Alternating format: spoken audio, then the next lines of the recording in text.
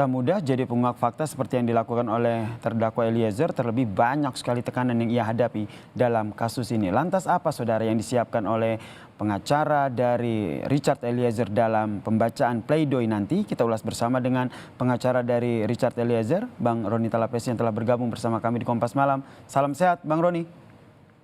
Salam sehat, Bung Yasir. Selamat malam. Selamat malam, Bung Roni. Infonya hingga saat ini, hingga malam ini Anda masih berada di kantor bersama dengan tim pengacara untuk menyusun materi pledoi dari terdakwa Richard Eliezer. Bisa disampaikan update-nya seperti apa, Bang? Iya, Bung Yasir. Kami bekerja keras. Fokus kami adalah menyusun pledoi yang terbaik untuk Richard Eliezer berdasarkan fakta-fakta persidangan yang sudah terjadi. Dan yang kami mau sampaikan bahwa fakta persidangan yang sudah dilihat oleh publik ya, bahwa Richard Eliezer adalah justice collaborator. Dialah yang mengungkap fakta apa yang terjadi. Kedua, terkait dengan relasi kuasa, itu juga pun sudah terungkap di persidangan ya. Dan yang ketiga terkait dengan alat, dia sebagai alat, itu juga sudah terungkap di dalam persidangan. Ada yang menyuruh dan Richard Eliezer ini sebagai alat. Di mana itu sudah diungkapkan oleh ahli pidana dari Jaksa Penuntut Umum yang menyebutkan bahwa alat tidak bisa diminta pertanggungjawabannya. Kemudian tidak hanya ahli pidana dari Jaksa Penuntut Umum saja, tetapi juga ahli dari pengacara FS atau PC menyampaikan bahwa alat tidak bisa diminta pertanggungjawabannya. Nah, ini yang mau kita sampaikan kepada publik karena kami pikir pun publik sudah mengetahui ya bahwa yang mengungkap kasus ini adalah Richard Eliezer dari proses penyidikan ya. Benar, keluarga waktu itu ikut melaporkan. Dan waktu itu kan bagaimana setelah keluarga melaporkan banyak suara dari masyarakat luas yang meminta supaya kasus ini terbuka.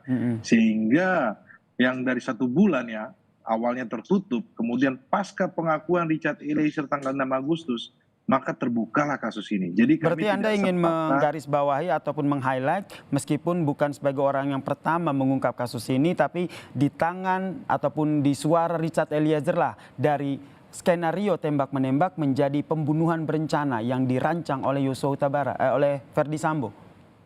Betul, Bung Yasir. Kalau yang dari awal itu kan masih skenario tembak-menembak. Tetapi Richard Eliezer lah yang menyampaikan bukan penembak, tembak-menembak, tetapi ini adalah pembunuhan. Nah, juga pun kita mau sampaikan juga terkait yang disampaikan dia sebagai eksekutor. Karena di fakta persidangan tidak disebutkan dia sebagai eksekutor. Jadi kami agak kaget ketika di dalam tuntutan jaksa malah menyebutkan eksekutor. Ini yang menjadi pertanyaan kami, karena di dalam fakta persidangan dia adalah sebagai yang menerima perintah. Itu juga pun diakui oleh FS, kemudian oleh saksi-saksi yang lain berdasarkan perintah.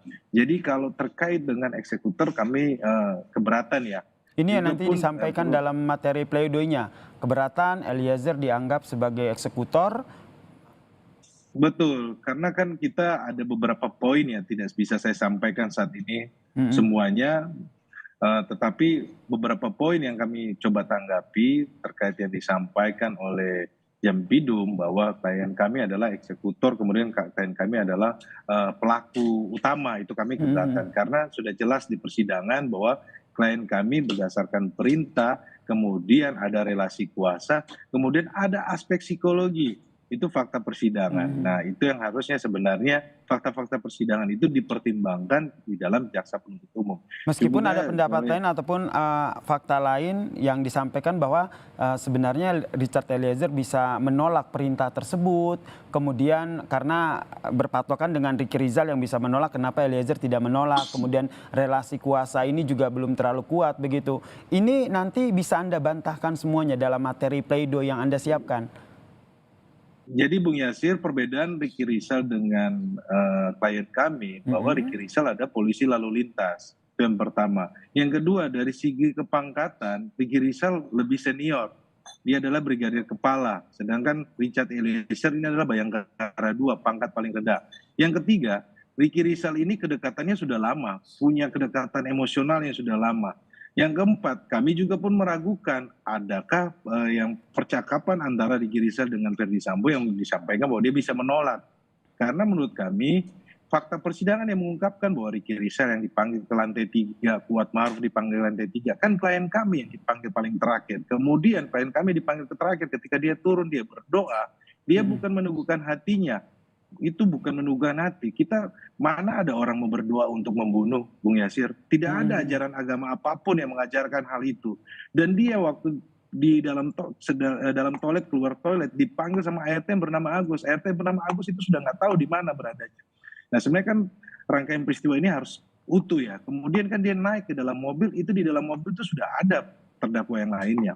Jadi yang kami sayangkan adalah ketika terdakwa yang lainnya perannya aktif, tetapi klien kami di mana berdasarkan perintah kemudian relasi kuasa ada aspek psikologi yang dikesampingkan, kemudian dituntut lebih tinggi dengan peran terdakwa yang lainnya yang di mana peran terdakwa yang lainnya aktif, yaitu tentunya melukai rasa keadilan. Tetapi sekali lagi, Bung Yasir, kami menghormati, menghargai tuntutan jaksa. Nanti kami akan jawab di nota pembelaan dalam nota kami. pembelaan Seperti itu Bung ya. Yasir.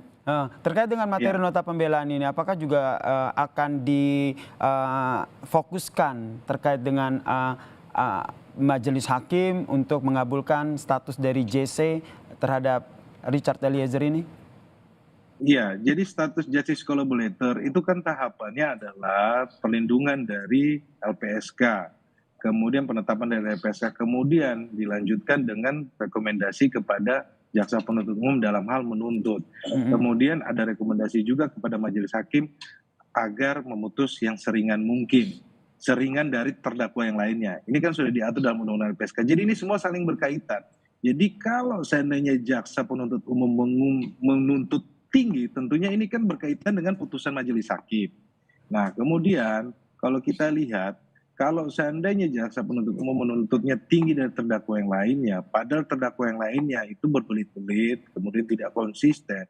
Kemudian ketika klien kami konsisten membantu proses persidangan yang berjalan ini, kemudian dituntut kami, itu kan mencederai rasa keadilan kami penasihat hukum, kemudian terdakwa, kemudian masyarakat luas. Ini kan berjuta mata pasang yang menonton ini, Bung Yasir, yang mengikuti persidangan ini. Kemudian fakta persidangan adalah di dalam tuntutan jaksa kepada FS yang menembakkan di kepala itu adalah Verdi Sambo. Jadi bukan klien kami. Jadi ini yang perlu kita luruskan, ya.